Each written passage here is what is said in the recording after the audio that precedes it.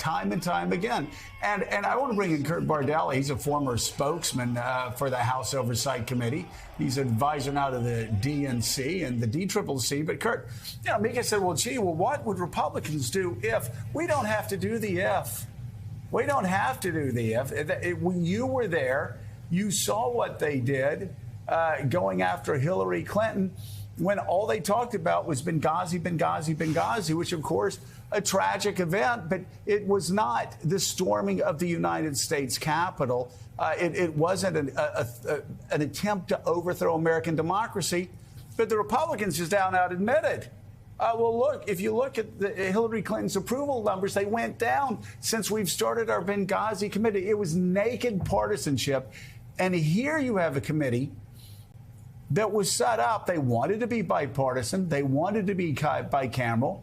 Republicans would not cooperate other than Adam Kinzinger and Liz Cheney. So, what do the Democrats need to do? Republicans are standing in the way of it, and their history will condemn them for that. But what do Democrats need to do to make sure the truth gets out?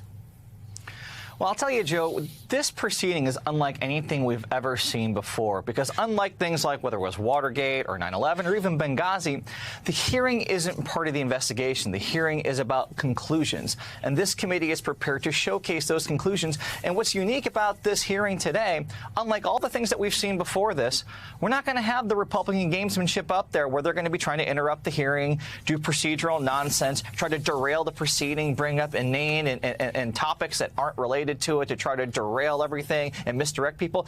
They surrendered their right to be a part of these proceedings by walking away from it. So we're going to actually have a united dais, a united member front up there where everybody who's sitting there believes in the core mission of telling the truth, exposing the truth about what happened. And I think that one of the reasons why you're seeing Republicans act this way, why their propagandists act this way and react this way to January 6th hearing, is because they know the most damning part of what we're going to hear today is going to come from Republicans.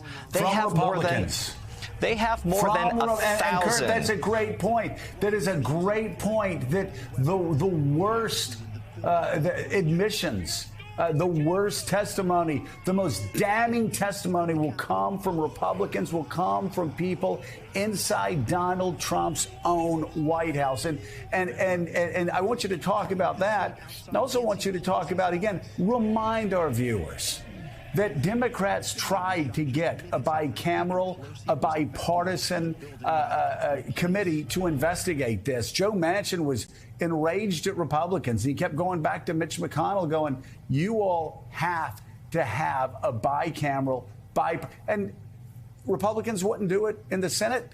They wouldn't do it in the House. They kept moving the goalposts. So again, Democrats tried to make this bipartisan. Republicans don't want it to be bipartisan. Well, that's what we have to remember as we hear Republicans tonight cry and whine about this being, as they call it, a witch hunt.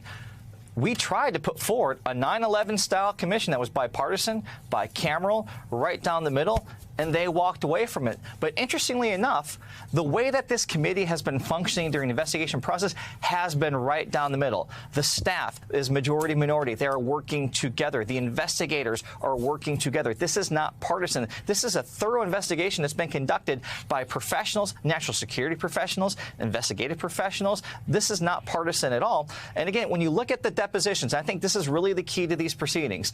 The videotaped depositions, more than 1,000 people participated, many who were close to the Republicans, who are Republican, who worked in the White House. When you have these type of depositions, Joe, they turn into confessionals. The witness tends to want to unburden themselves of the things that they have seen and heard because they're so repulsed by what happened and watching what has unfolded since then.